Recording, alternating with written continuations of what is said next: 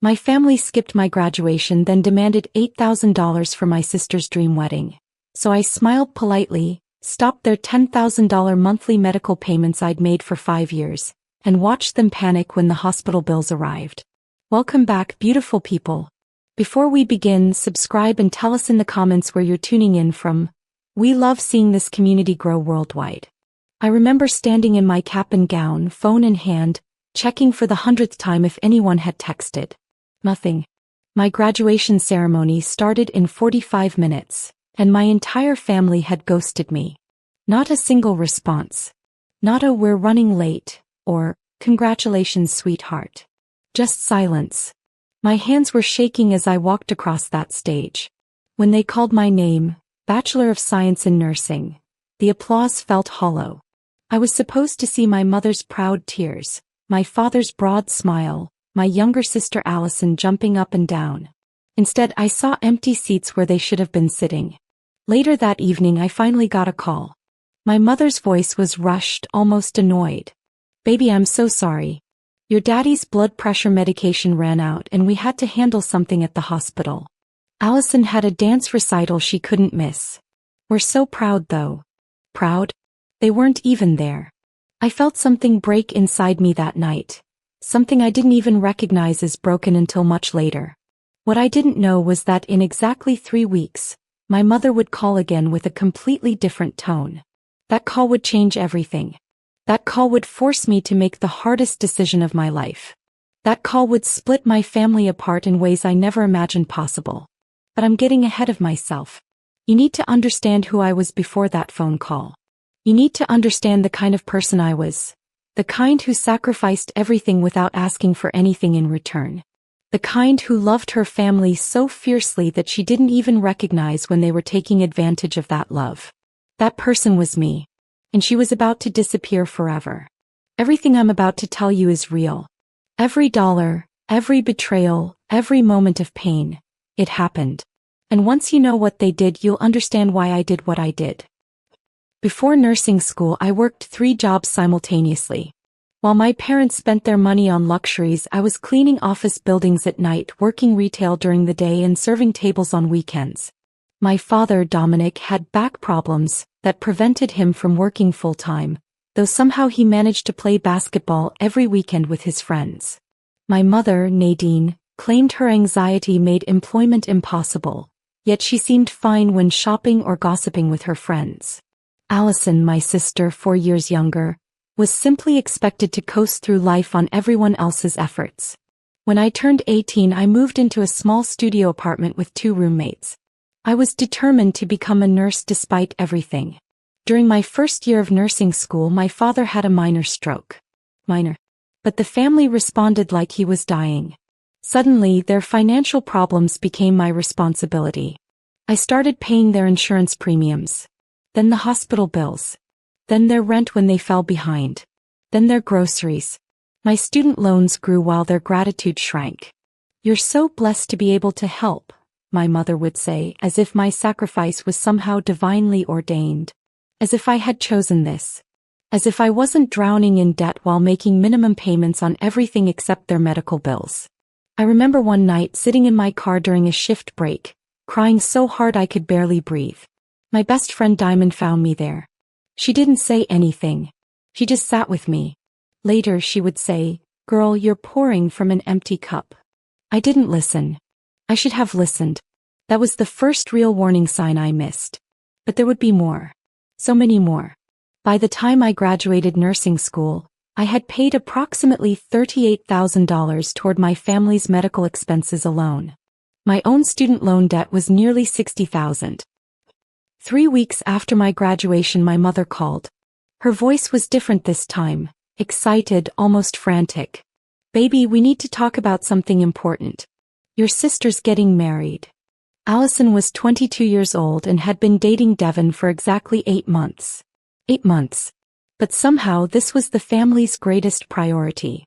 "We're thinking this summer," my mother continued, barely breathing between words. "The wedding we've always dreamed about. Nothing too big, just immediate family and close friends." I asked the obvious question, "How much are we talking?" Her answer made my stomach drop. About 30,000 total. But we were thinking you could help with some of it. We know you make good money as a nurse now. Good money. I made 42,000 a year before taxes. I was still paying their medical bills every single month. $10,000. Every single month. For the past 5 years. Mom, I said carefully, I'm still helping with your medical expenses. I don't have that kind of money available. I could hear the hesitation in my own voice. I was already starting to feel guilty, that old familiar guilt that had been programmed into me since childhood. Guilt for not being able to do everything. Guilt for having boundaries. Guilt for existing. She sighed dramatically. Well, your father and I can contribute some. And Allison's been saving. But honey, you're her sister. Family helps family. We need at least 8,000 from you by June. That was 3 months away. 3 months to somehow manifest $8,000 while paying rent, student loans, and their medical bills. I remember standing in my apartment, phone pressed to my ear, feeling something shift inside me. It was small at first, just a tiny crack in my foundation. But it would grow. Oh, how it would grow. I didn't say yes. But I didn't say no either. I said I'd think about it. That was my first mistake. That hesitation would haunt me. Because sometimes not saying no is the same as saying yes. And my family understood that language perfectly. The calls started coming. My mother. My father. Allison herself, sobbing about how this was her one chance to feel like a princess. And didn't I want her to be happy? My aunt started calling. My cousins. Everyone had an opinion about what I should do. The narrative was already written. I was the successful one. The nurse. The one who had made it. Therefore, I had a responsibility to pull my family up with me. My father's approach was different. He called me at work, something he rarely did. His voice was weak. He knew how to use his health condition as leverage better than anyone. Your sister needs this, he said softly. After everything this family has been through, don't we deserve one beautiful moment? Everything we've been through? I wanted to scream. I'd been the one going through things. I'd been the one sacrificing. But instead I said, Daddy, let me see what I can do. That was my second mistake. I started running the numbers obsessively. $8,000. I could maybe do it if I picked up extra shifts. If I didn't pay my car insurance for a couple months. Risky but possible. If I didn't eat out. If I didn't buy anything for myself for the next 12 weeks. If I just kept drowning slowly instead of quickly. The math made sense only if I accepted that my own financial stability didn't matter. Allison called me differently. She was sweet about it, which somehow made it worse. Big sis, you don't have to give us the full amount. Even just 3,000 or 4,000 would help so much. And honestly, your presence at my wedding is what matters most. Just knowing you believe in me and Devon. Lies. All of it was lies wrapped in pretty words. She didn't care about my presence. He cared about my money. And the worst part? I knew it. Deep down I absolutely knew it. But I was so conditioned to be the helper, the fixer, the one who made everyone else's life work, that I couldn't imagine saying no. The breaking point came on a Tuesday evening in April. I was working a double shift at the hospital, 12 hours of helping people, fixing problems, saving lives. I was exhausted. My feet ached. My back was screaming. I'd made a medication error that morning, caught by a supervisor thankfully before it reached a patient, and I was still shaking about it. I needed to go home and sleep for approximately 17 hours. Instead, I arrived at my apartment to find my mother and Allison sitting on my steps. Sitting. On my steps. Without asking. Without calling ahead. They'd used a spare key I'd given them for emergencies only years ago. Allison was holding an iPad showing me wedding dress options. My mother was holding a stack of printed papers. Venue contracts, catering menus, photographer quotes. We came to help you plan how you'll contribute, my mother announced cheerfully, as if this was a gift. As if ambushing me at my own home was somehow doing me a favor. I stood there in my scrubs, which were still slightly stained with patient fluids, absolutely at my limit. Mom, I don't have capacity for this right now. I just worked a 12-hour shift. I need to sleep. I said it politely. I said it reasonably. I even smiled a little, trying not to seem rude. Allison's face changed. Her eyes filled with tears. Wow. So you don't care about my wedding. Got it. The manipulation was so blatant, so obvious that for a moment I couldn't even process it. She was literally crying because I wouldn't plan her wedding after working a double shift. She was literally making my exhaustion about her disappointment. My mother put a comforting hand on Allison's back.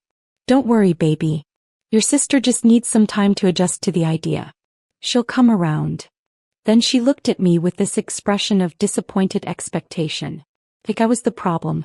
Like my refusal to immediately sacrifice more of myself was a character flaw. And that's when something inside me snapped. Not violently. Quietly. Definitively.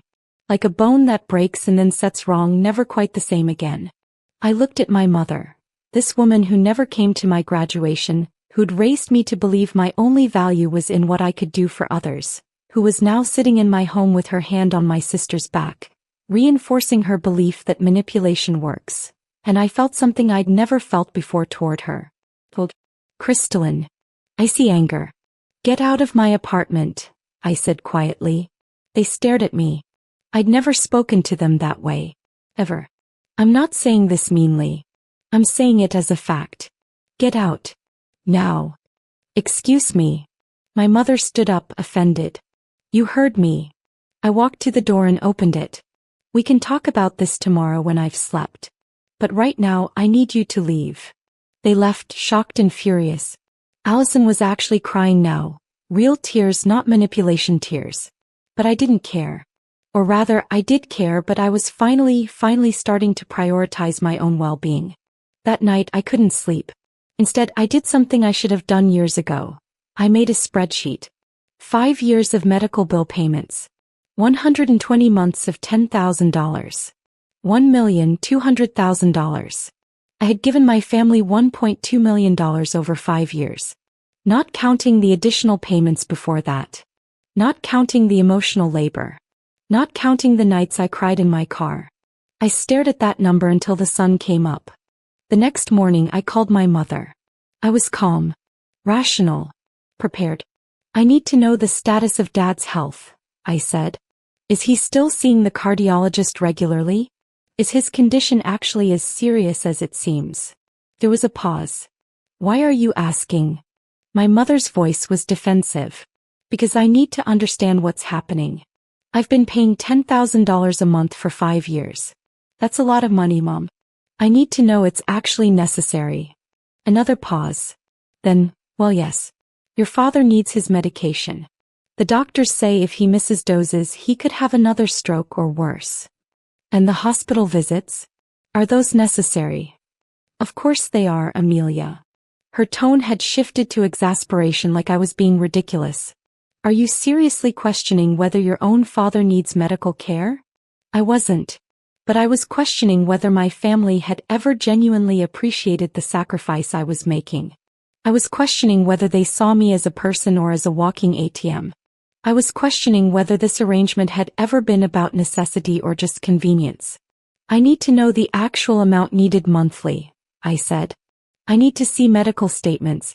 I need to understand what's actually happening instead of just handing over money every month. Amelia, that's very hurtful. We're your family. Don't you trust us?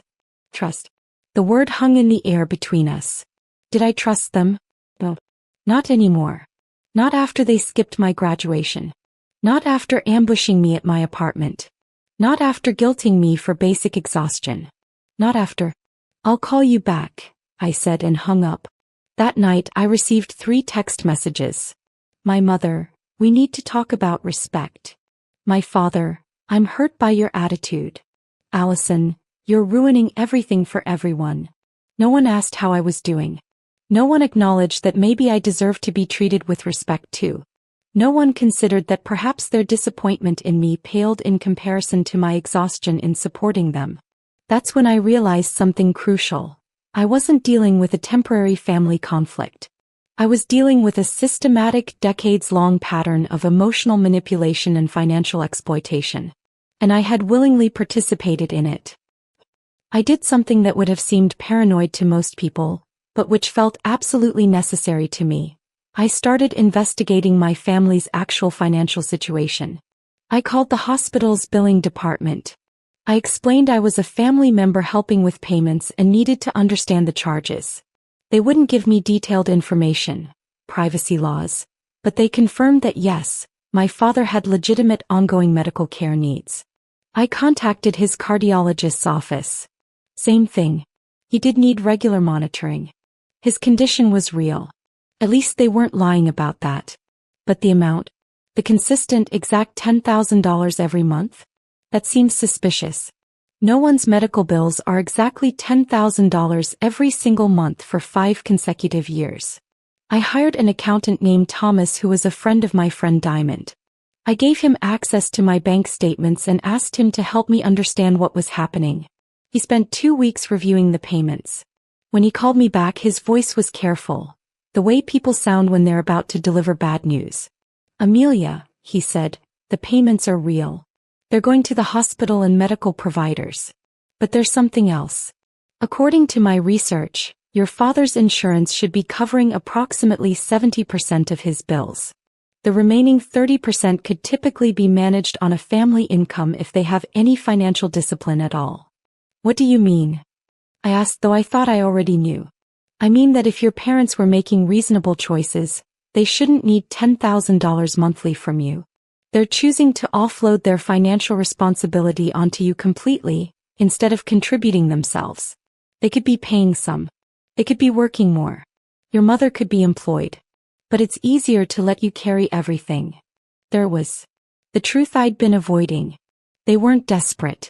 They were lazy, entitled, comfortable bleeding me dry because I'd let them. Allison's wedding was scheduled for June 22nd. It was now mid-May. The pressure had become unbearable.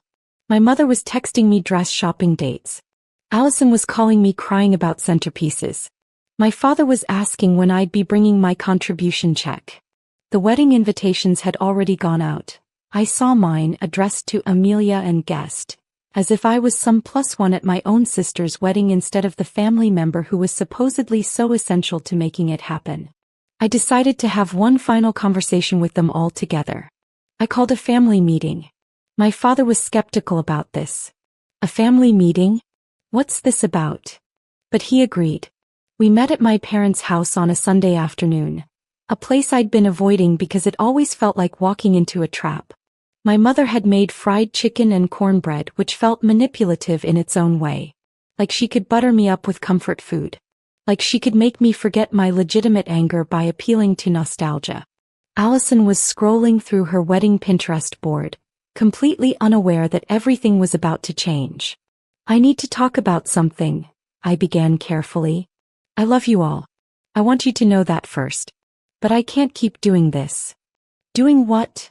My mother asked, though her face suggested she already knew. Paying for everything. Paying for Dad's medical bills. Paying for Allison's wedding. Paying for your life while I'm drowning. You're not drowning, my father said sharply. You're a nurse. You make decent money. Decent money that I spend entirely on you, I replied. I have $60,000 in student loans. I haven't been on a vacation since college. I don't have savings. I'm one emergency away from financial disaster. And meanwhile, Allison's getting a dream wedding and I missed my own graduation because you couldn't be bothered to show up. Allison's face crumpled. That's not fair. Your graduation and my wedding are completely different things. Are they? Because you both involve family showing up and celebrating me. You did that for you. You didn't do it for me. My mother's voice got that sharp, dangerous quality it took on when she was about to weaponize emotion. After everything we've done for you, we raised you, we fed you, we put a roof over your head. And you're throwing it in our faces. What you did was the bare minimum required by law, I said. My voice was steady now. Certain. You didn't go above and beyond. You did what parents are supposed to do. And then you expected me to repay that forever by sacrificing my own future. That's not how family works. So you're not helping with the wedding, Allison said. It wasn't a question. No, I said. I'm not. The silence that followed was deafening. My father's face had gone red. My mother was staring at me like I was a stranger. Allison was crying. Actually crying, not manipulative tears but genuine tears of disappointment. "I think you should leave," my mother said quietly. I did. And as I drove away from that house, I felt lighter than I had in years. For exactly 2 weeks I did nothing. I didn't answer calls. I didn't read text messages. I didn't engage with my family in any way. I simply existed in the space of my decision. I told Diamond what I'd done and waited for her to tell me I was selfish. She didn't. Instead, she made me chamomile tea and said, "About time." "They're my family," I said weakly. "They're people who raised you to believe your value is in what you do for others," Diamond corrected. "That's not family. That's a trap." On day 15, my father suffered another health incident. This time it was real. A brief hospitalization, some tests, new medication adjustments. My mother called me in a panic. "Amelia, your father's in the hospital. He needs you." Every part of me wanted to run. Wanted to be there. Wanted to fix it. But I paused. I asked the question I should have asked myself years ago. Is he asking for me, or are you asking for my money? There was a long silence. Then, "He's asking for you." Maybe that was true. Maybe it wasn't. But either way, I was done. I was done being the solution. I was done paying for everyone else's life. I was done sacrificing my future for people who'd sacrificed nothing for mine. I called my bank that afternoon and made a decision that would change everything. I stopped the automatic monthly medical bill payments. I drafted a final message to my family explaining that effective immediately, I would no longer be financially supporting them in any capacity. I documented everything. Every payment, every sacrifice, every moment I'd been used. Then I hit send. My mother called within minutes. "What have you done?" she screamed. "Your father's medical bills won't be paid. We can't afford them. How could you do this?" "I did this," I said calmly, "because I can't afford them either. I'm drowning in debt. I'm exhausted. I'm 26 years old and I haven't built any life for myself because I've been building everyone else's life. It stops now." "You're going to let your own father die because of pride?" she said. "No," I replied. "I'm going to let my own father make choices about his life, just like I'm making choices about mine. If his medical care is as essential as you claim, you'll figure it out. You'll work. You'll apply for assistance. You'll do something. But you won't do any of that while I'm enabling you to do nothing." I hung up. Then I turned off my phone for an entire day. When I turned my phone back on, there were 47 missed calls and 93 text messages. The narrative had shifted dramatically. My aunts were calling me selfish. My cousins had heard I'd abandoned the family in their time of need. My father's health condition was somehow my fault now, as if my refusing to bankrupt myself had caused his heart to be sick. One text from my uncle stood out. "You think you're better than us now that you got that degree. You forgot where you came from." I hadn't forgotten. I remembered every moment. I remembered the sacrifices. I remembered the nights I cried. I remembered missing my own graduation because no one showed up. I remembered all of it. That was exactly why I was done. But then something unexpected happened. People outside my family started reaching out. Colleagues from the hospital. Friends I'd made through nursing school. People who saw my financial devastation gradually transform into stability. They told me things like, "You're glowing lately. What changed?" And when I told them, they didn't judge me. They validated me. They told me stories of their own families who'd pulled the same tricks. They told me I was brave. Diamond threw me an independence party. Just her, me, and 2 other friends she'd invited. We celebrated the fact that I was finally choosing myself. Then came the phone call from my mother that changed everything again. Her voice was different. Broken. "Amelia, I need to tell you something. Your father's medical insurance has been denying claims because we haven't paid our premiums in months. The hospital is threatening to send our account to collections. We're scared." For the first time, she sounded genuinely afraid instead of manipulative. She sounded like someone who'd gotten comfortable with a system that wasn't real and suddenly realized the consequences. She sounded like someone facing the actual world, where money matters and someone else can't always fix everything. "What do you want from me?" I asked. "I want my daughter back," she said. "I want to know that you still love us." That was the moment I realized something. I could stop paying their bills. I could enforce my boundaries. I could refuse to enable their dysfunction. But I couldn't make them understand why I was doing it. I couldn't make them see that I was doing this from love, not cruelty. I couldn't make them get it. Allison's wedding happened on June 22nd without me. My parents attended. My father wore a gray suit, and my mother wore a blue dress that she'd probably been saving for this occasion. They smiled for photos. They gave a toast. They played the role of proud parents to their younger daughter. What they didn't do was pay for the wedding. The full cost ended up being $32,000, and Allison and Devon's families somehow scraped together enough to make it happen. I found out through a mutual friend that my parents had actually pitched in exactly $1,000, approximately 3% of the total cost. The same parents who'd guilted me for not contributing $8,000. The same parents who'd acted like this wedding was so essential that I needed to sacrifice my financial future. In the end, they contributed almost nothing. But here's what really happened at that wedding. My father had another health incident mid-reception. Nothing life-threatening, but serious enough that they had to leave early to go to the hospital. And guess who didn't call me to help? Guess who didn't expect me to drop everything? Guess who finally, maybe, possibly started to understand that I'm not their personal emergency solution? I found out about it from Allison, who texted me the next day asking how I was doing. The question surprised me so much that I called her. "Hi," I said when she answered, uncertain how to proceed. "Hey," she replied. Then, "I'm sorry. I wasn't expecting an apology. I was expecting more manipulation, more guilt, more pressure." "For what?" "For everything. For making my wedding about your money. For not showing up to your graduation. For treating you like a bank instead of my sister. I was talking to Devon about how things went down with you, and he was like, 'Your sister paid for your parents' entire lives and you're mad she won't pay for your wedding?' And I realized he was right. I was being terrible. I cried. Actually cried. Because Allison, my younger sister, the one I thought was completely lost to family manipulation, had actually reflected. Had actually grown. 'I love you,' she said. 'Even if I'm still figuring out how to show it in a healthy way.' 'I love you too,' I said back. But here's the thing about that moment. It didn't erase everything else.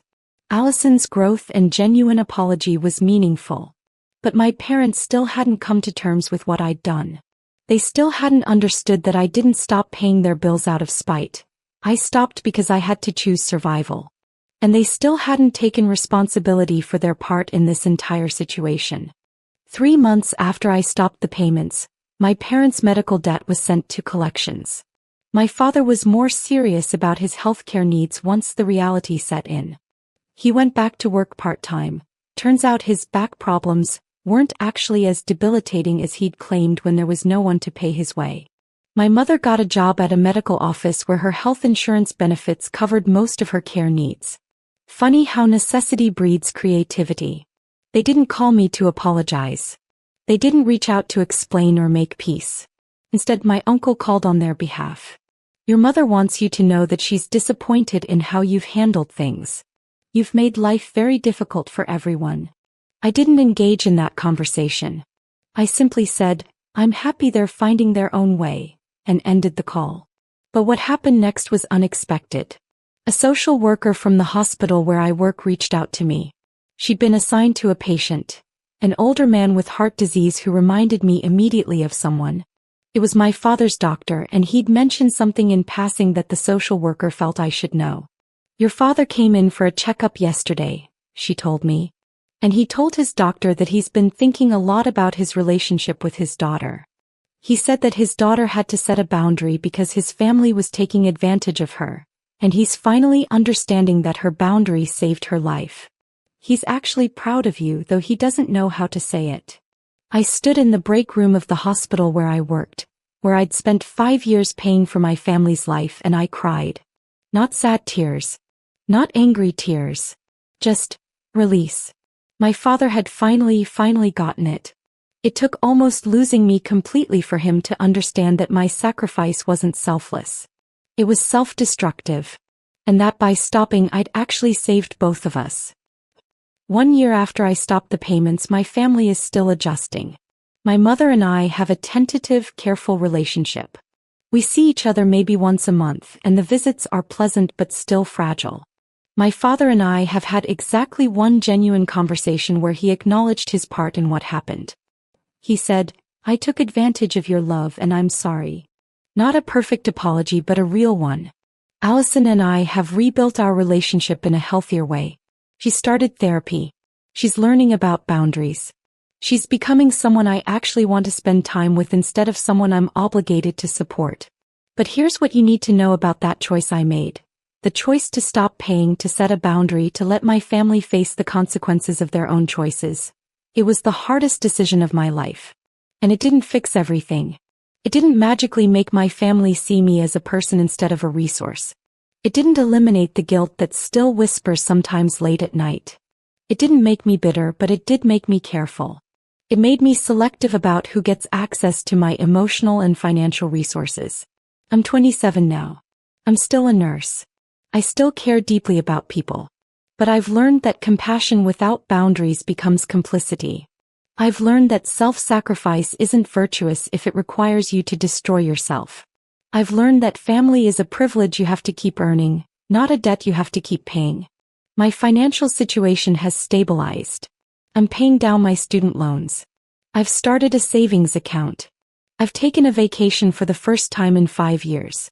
I'm building the life that I should have been building all along, not for my family but for me. The hardest part isn't even what happened with my family. It's knowing that there are people watching my story who are in the same situation. People drowning financially because they believe love requires self-destruction.